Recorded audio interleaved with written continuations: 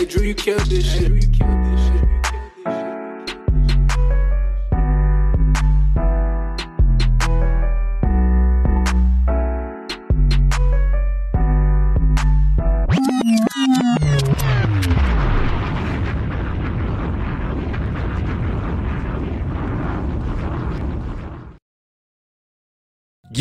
Yeah, you know what it is. In the four corners of wrestling, we back with another spotlight, another independent spotlight, another interview. We keep showing love to the independent scene here in the four corners of wrestling. But before we do that, gotta shout my guys out.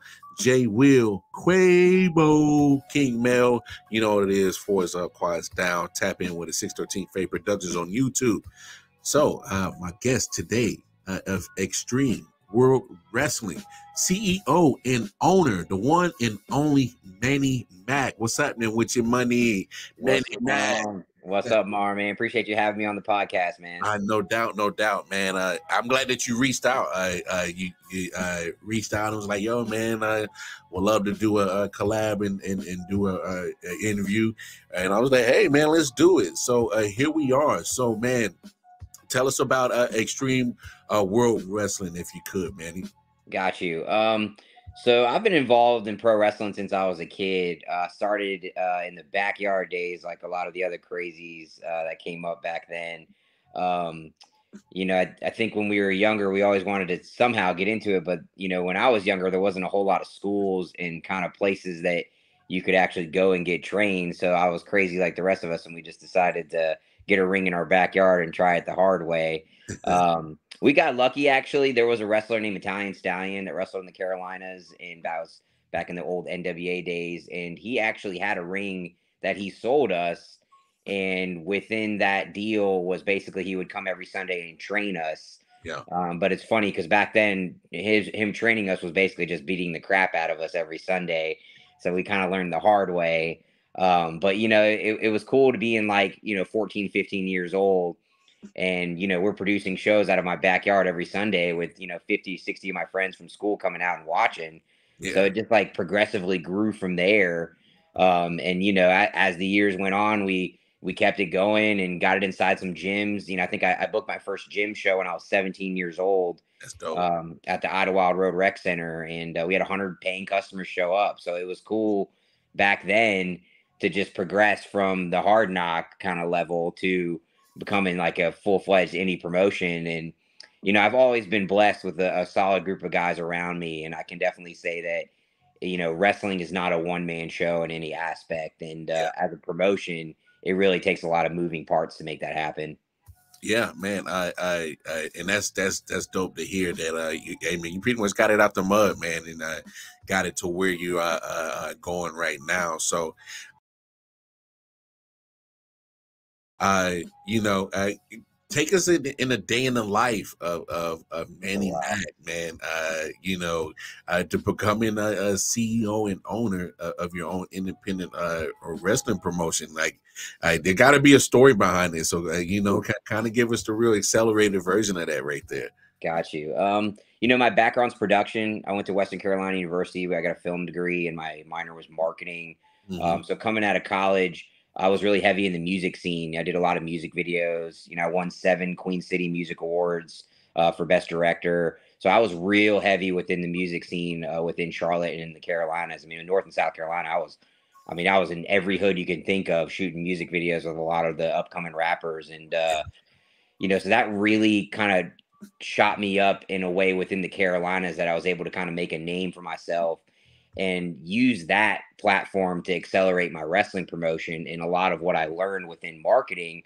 Because as the years went on, you know, we went from AOL to MySpace, you know, to Facebook, Twitter, Instagram, you know, Snapchat, TikTok, all these platforms that make it where marketing is a lot easier than it used to be back in the day where, you know, we would take an ad out in the paper or, you know, we would try to get an ad in a magazine. So like, you kind of have to move with the times. And that's kind of one thing that I think I've always excelled at and been able to kind of almost be ahead of so many others is our marketing part of it, you know? And I think, you know, I invest probably hundreds, if not thousands, every month into the brand within social media marketing. So I think that's really helped kind of push us out a lot further than most, because Yeah. a lot of people kind of rely on word of mouth, and that can only go so far, with That's the way the internet age is now. And I mean, everybody's on their phones practically all day long. So it's like, what better way than really try to hit your target customer right in the face with, production and ads, and being able to have that editing video production background, I think has made our product a lot bigger and better than others, is because we've been able to be consistent. And within that now, we have a Roku network, we have 300 nice.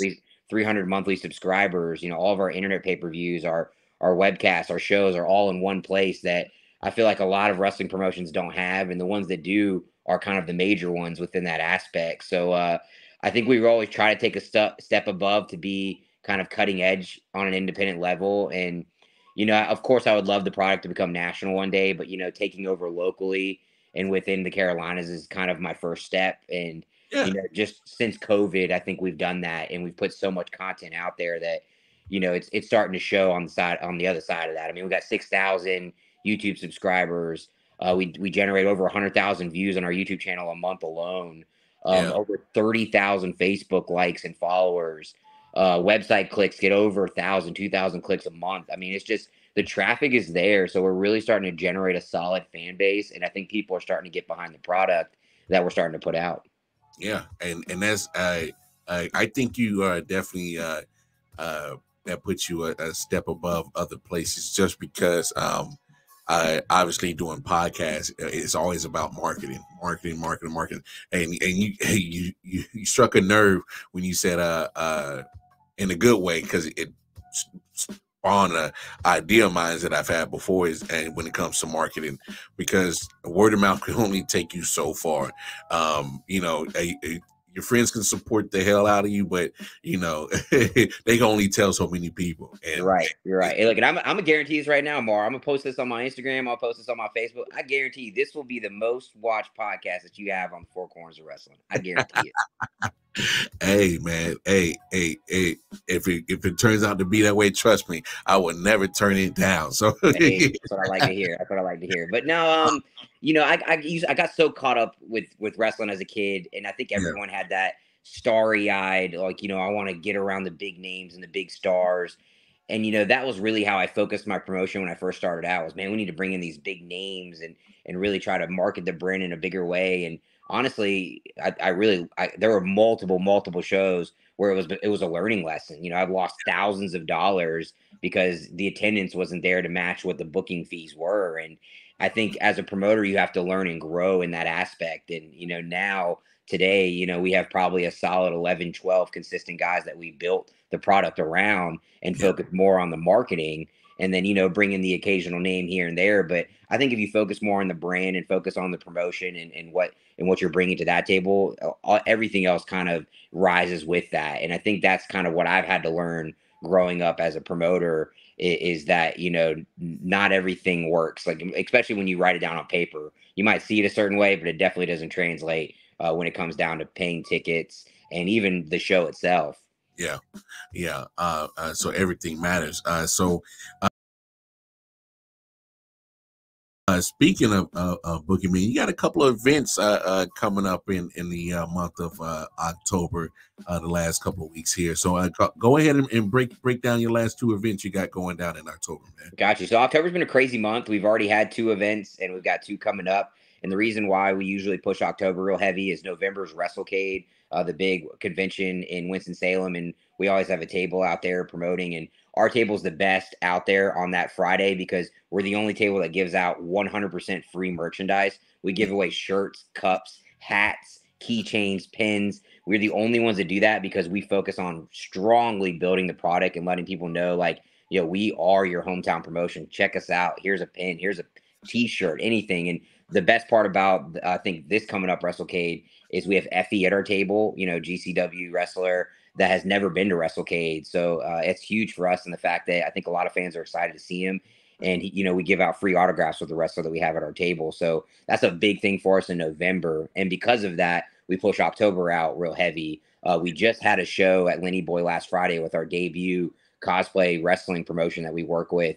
where we did an entire show based on Halloween horror characters wrestling each other. So we had Freddy versus Jason. We had the It Clown versus Killer Clown from outer space. I mean, it was an amazing show, man. Just a super fun time. We had over 200 people show up, so it was a cool attendance. Awesome way to kind of do a specialty Halloween show and to kind of debut our product within the cosplay level of wrestling. And I know into next year we're going to try to really jump into some of those conventions and kind of spread our wings in that aspect. So that was a cool show. The week before that, actually, we had a show in downtown Monroe at Monroeberfest.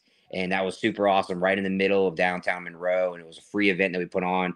Definitely easily that whole day probably had anywhere between 300 or 400 people throughout the entire day. So it was cool to put on a show and a free show and let fans know we exist because our home base is in Monroe, North Carolina. So that was a great way for us just to kind of maximize our exposure and let people know, you know, the great product that we're putting out.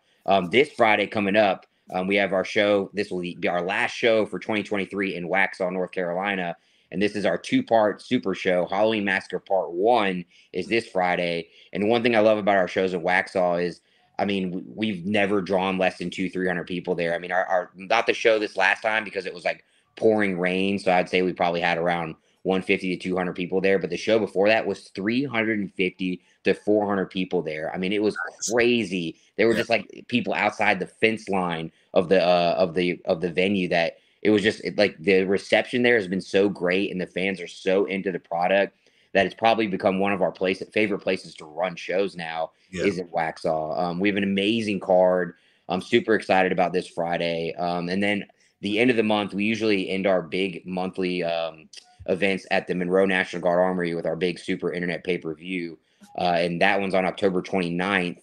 We have Alexander Hammerstone coming in from MLW, who's never been in the Carolinas. So it's pretty cool to have him, such a big name. And he's wrestling Fodder, our heavyweight champion, who's been all over NWA and really been doing his thing. So, man, we really got 2 heavy hitter shows coming up and within a week of each other. And, you know, it can get so stressful, especially now. We've done shows now for the last 4 weeks, and, you know, almost every Friday. So, and then we had one on Saturday. So this is a pretty crazy month for us to run this much and try to maximize what we can.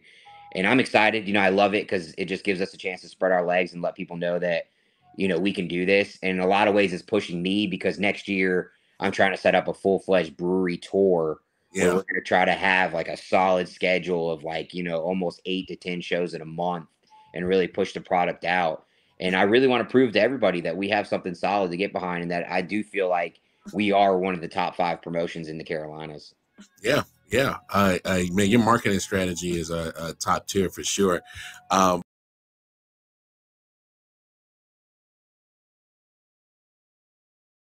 let me ask you this. Obviously, you've seen a lot of things in this wrestling business, especially on the indie scene. You know, there's been some times where not so many packed shows, and then you got some packed shows. So, do you ever learn? Do you ever feel like you learn more from the empty arenas than you would your packed out shows? So, you know, it always comes down to the dollar when you treat this like a business for sure. And, you know, for me, we've had shows where the attendance wasn't there. But, you know, for me, we've been able to back that up with our Roku network, you know, with our 300 monthly subscribers. So, like, we really depend on some of these shows where we focus on the production itself and producing it to the best of our ability with our 2 or 3 camera setup, our promos backstage, commentary while the show's going on, so that when the show's done, even if there's not much of an attendance there, that show's fully edited and put on our Roku network for our monthly subscribers. So we always think bigger than what is at that one particular show where, you know, a lot of wrestling promotions, they just run a show and you don't even see footage. You barely see photos from that. You know, we ultimately depend on the production more than I depend on the crowd. Just recently, I'd say within the last couple of weeks, I just purchased a DTG printer and an embroidery machine, and we got a heat press. So now we're really starting to push out T-shirts and merchandise on a level that we've never been able to do before. And I think having that kind of part of it that we've been missing has been able to help adjust some of those costs and help cover some of the expenses that we weren't able to cover before.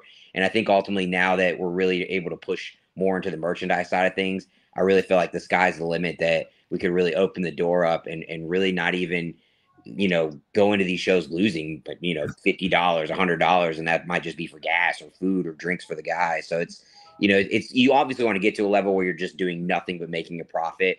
But as you're trying to get the brand out there and get exposure, you know, you're always going to have those different ways of cost, you know, elevating and marketing and things like that, just in hopes that, you know, hey, I gained an extra fan now. And I think we see that, you know, we even see at a lot of other independent shows, people wearing XWW t-shirts.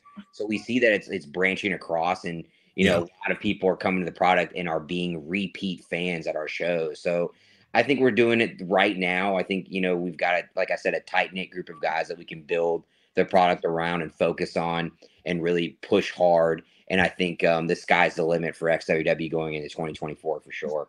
Yeah. I know you want to do the takeover of the Carolinas first before you go national, but obviously I'd be not doing my job if I didn't ask you if there's a point in time that you know XWW is one of those promotions that people are just can't get enough of, and they gotta you know, see it on all types of levels, see it up there with the you know, MLWs and things like that. You see it on that level at some point in time? I do. I think that's why we focus so hard on internet marketing, because there's so many fans around the world that I don't focus particularly on the Carolinas within the aspect of the internet. Of course, when we run social media ads on our particular events, we're targeting Waxhaw and the areas that we're running in. But overall, you know, our YouTube and things like that, that's just on a national basis. So I think the bigger and the more content that we put out, the easier that'll be in that mindset to kind of have that, okay, let's try South Carolina, let's try Tennessee, let's try Virginia, because we've had already built up that kind of vibe on the internet. One thing that I would say is, you know, back, I'd say 10 years ago when we were running shows, there wasn't a lot of venues. You know, you had your auditoriums, you had your big spots that you could run in. But, you know, now that it's so much brewery driven, that it really opens the doors up for a lot of wrestling promotions in that aspect, because a lot of these places are looking for entertainment. They're hiring bands, they're doing events, and they're across the United States now. So I think it makes it a lot easier to open that door up to create a sense of a tour, because now you got different breweries that are looking for places and looking for things to bring in to try, you know, to bring in more fans and bring in more customers. And, you know, having wrestling, it's kind of, I think it goes hand in hand with breweries. You know, you got beer, you got the food, and you got wrestling. It's a perfect mix. Yeah, so I think it's a great combo, like Kool and Aid, ham and burger. Right. So I think with that part of it, I do think it would be make it easier to go national. You know, instead of having to have that kind of AEW, WWE mentality where you just go into coliseums and auditoriums and things like that. You kind of already have a place that has people riled up and ready for entertainment. You know what I mean? Yeah. And brewery is kind of the trend going on in America last few years. Is, hey man, gotta get a brewery, Yeah, no, absolutely. And you know, one of my huge bucket lists, and we did this 2 years ago. I was actually partnered up with the arena football team here in Charlotte, North Carolina, the Charlotte Thunder, and you know, we ran 2 shows at the Bojangles Coliseum. You know, so like that was a huge bucket list for me, because I grew up watching NWA and seeing these big shows come to the Bojangles Coliseum. So for us to put a show on in such a big aspect like that and nail it out the park, and we had Impact Moose, and we had Brian Cage, and we had a lot of big names come onto these shows. And, you know, for us to really to put that on such an indie level like we were at the time, it still gives me goosebumps to think about, because, you know, no one else has been able to pull that off and still be running. You know, there's a lot of promotions that they call them the tax time promotions, because, you know, they get that little tax money and they're able to run a couple shows. But I think to really do this consistently, you know, it's hard, and it's not for the weak in mind for sure, because it's more than just putting asses in the seats if you want to keep this consistent, and it goes beyond that, you know. And you're dealing with drama in the locker room, and you're dealing with fans trying to have a good time, and you're trying to make the venue happy, and you're trying to produce a good product. You know, it's a lot. I always tell wrestlers and people that don't understand it to try running a show and feel all of the different aspects that you have to go through, and then you'll really understand how tough it is in the wrestling business for sure. Yeah. And speaking of wrestling business, so you just being a owner and CEO, man, you pretty much done just about everything. Oh yeah. So I was, you know, I loved wrestling, so I couldn't find one part of it that I didn't like, you know. So I also did get training. We went to George South School when he had a school in Concord and did some training with him there. And then, you know, luckily a lot of the guys we've been booking, we've done seminars, and we have a pretty solid group of guys now. We actually have our own mini school in Monroe in our own building that they run classes Tuesdays and Thursdays. So we're starting to build our own locker room of guys now, guys that are coming up from the bottoms and starting in XWW. You know, we have Metal Shark, one of our guys that's debuted recently. He's a thoroughbred XWW guy built from us. So like, it's cool to finally see that part of it where, you know, a lot of these indie promotions in the Carolinas, you can go and look them all up, and they all have the majority of the same guys on their posters.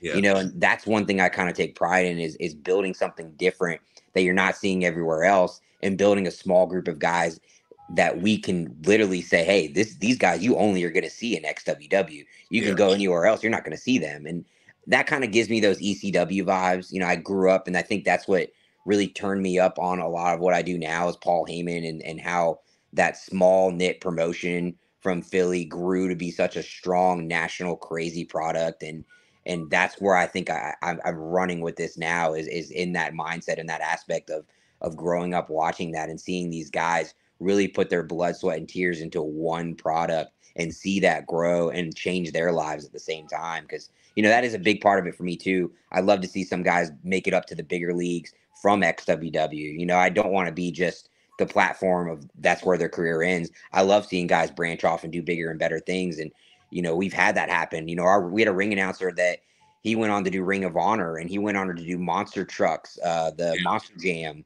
And, you know, so we've had guys make it to bigger places from working with us. So it's cool to see that. And I love to see it. And I love to see the growth, because then it just shows like where XWW is and what can happen to you if you work with our company. No doubt, man. And I know it has to be a very gratifying feeling knowing that you, you know, kind of help that person get to that level. So, I mean, it definitely has to be something that you like, damn, man, that feels good. It does, man. I love it, honestly. And the more you go to the shows and like you see that the crowd's growing and growing, it just gives you goosebumps, and it gives you a good feeling, because you want to provide that for your guys as well. You want to give them a strong platform to ply their trade, because there's nothing harder than wrestling, man. These guys are putting their bodies on the line for, you know, a fraction of money that they, you know, they're getting from their normal job. So it's like, you know, you got to understand that these, you know, you never know when your last bump is, you know, so you have to take that in that mindset that, you know, these guys are really going out there killing each other, and you want to hope that it's in the aspect of okay, well, this is going to take them to a better place, or put them in a better position, or give them more exposure. You know, that's ultimately my biggest goal is I just want to give you more exposure at the very least. And that's with our marketing and our social media. And I think we do that very strongly. And you can see our numbers on Facebook from some of our promos and our YouTube videos that we probably do get some of the top views in the Carolinas as far as numbers.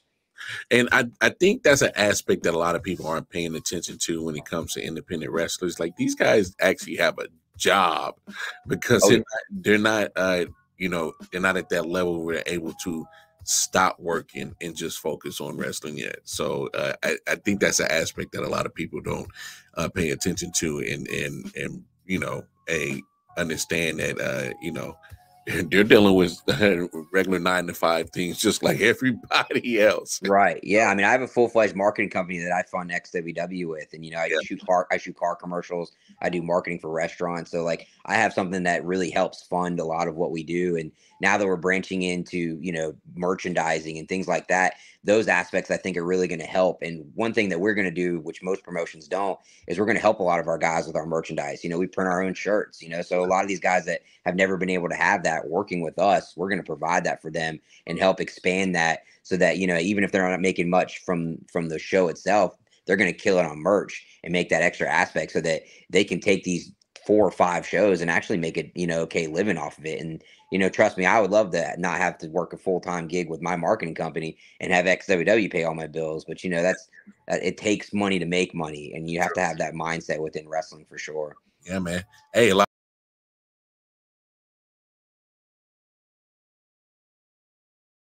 of people don't understand, man, and that's why we got you on the interview, to understand that there must be sacrifices in order to gate greatness. I mean, you got to. Absolutely. It takes that sacrifice. You can't be great without sacrifice. It just like starting this when I was 17 years old, running for actually shows inside of a gym was so crazy for me, growing up within the industry and really learning how much it takes and how many losses and how many times you're going to get kicked down. But it's not about the amount of times you get kicked down. It's the amount of times you pick yourself up, learn from that, and continue to grow and continue to do better. And I think that's a big part of it, because wrestling, there is no right or wrong answer. You never know what could happen. Weather can affect your show. The smallest things can just change the whole outcome of what you already had built up. So like, you have to be ready for that. And I think that's a big part of it too, that people don't necessarily understand. And it really takes a few of those bad shows for you to be like, oh gosh, I don't know if I should be doing this anymore. And I think that's truly where the passion comes in. Cause you have to have a passion for this, because when you get on this crazy side of the fence, it's way more than that for sure. Nah, man. Hey, Manny Mac, man, I love it, man. And just just to break the interview up, me and Manny actually know quite a few of the same people. Right. I used to live in Charlotte for about 18 years, and so shout out Adam Graham, Jenna. What's up, y'all? Crazy. And that's another thing too. It's like, I've always been in the aspect of karma and treating people how you want to be treated. So like, I've always had a strong group of friends, and it's, when you do that and you have that sense of being good to others, it's you can meet so many people, and you realize even with how big Charlotte is, it's so small at the same time. And that's what's so cool about it, man. It's like, you know someone that knows someone that knows somebody, and that's the next thing, oh yeah, I know Manny. I went to school with him. He owns a wrestling company and does music videos. Like it all circles around. And I think that's how you have to go through life. Bet $1 million that we've shared a Coors Light or two back in the days in early 2000s. There's no doubt about it. 1,000%, 100%. I love that, and that's what's so cool about this journey is you never know who you're going to meet. And honestly, it's appreciative with guys like you, that are really doing podcasts and things like that, because without that, platform, a lot of wrestling promotions and a lot of wrestlers and things like that won't get noticed and won't be heard of. So like, it's because of guys like you that are really, help give us that extra platform to help push our product, So definitely big shouts out to you, Mar, because it takes a lot for what you guys have to go through and put out. And it's a big part of even just wrestling, and it's by itself. Yeah, hey, I appreciate you saying that, but it's just been a great journey. That's why we love doing what we're doing over here at in the Four Corners of Wrestling, 613 Faye Productions, is because we're wrestling fans, and whether it's on the big level of the AEW, WWE, even down to the Extreme World Wrestling, we love wrestling, and we'll always do our part in the shine light on whoever is providing great content. So and Manny, this was a phenomenal interview. I'm glad we were able to get this done. And man, before we get out of here, man, just go ahead, throw out everywhere that everybody can go check out some Extreme World Wrestling content. Got you. We just signed November 3rd, that first Friday of November, Monday Night Brewing in Charlotte. We're making our debut. Super excited about that show. Make sure you check it out. December 17th, we're ending our last show of the year at Winter Bash at Monroe National Guard Armory, and we got Impact Wrestling Moose coming in for that show. So that's a huge show for us to end the year in a big way. Facebook.com/Extreme World Wrestling. There's no E on the Extreme. ExtremeTVOnline.com, or you can search on any Roku device, Extreme World Wrestling, and we'll pop up with our network. Give us a search, guys. YouTube, XWW Wrestling. You'll catch a lot of our free content in our weekly podcast called The Asylum's on there, where they're just talking about wrestling and talking about XWW. We got a lot of different things on YouTube that you can also check out on our network as well. You guys, we're running 4 to 5 shows a month sometimes. We probably have one of the top, if not the top, consistent wrestling promotion in the Carolinas. Check us out. If you love AEW, if you love WWE, if you like the vibes of ECW, I guarantee you'll like XWW. Our slogan is innovation required, violence expected. Extreme World Wrestling, guys. You got to check us out. I guarantee you'll love it. Hey, you heard him, man. Check him out. XWW. You know where to find him, man. Manny Mac, man. This was a pleasure, man. Hey, and on behalf of all my peoples at 613 Faye Productions, check us out on YouTube. A lot of great content. Facts, the ladies of Facts. Of course, the Man Cave Sports Podcast. Hey, you see it behind me, in the four corners of wrestling with my guys, Quabo, J Will, King Mel. Throw them fours up, throw them quads down. Hey, you know what it is. On behalf of Manny Mac, the owner, CEO of XWW, I am the Wild Card Mar. We out of here, man. Peace and love. Yeah.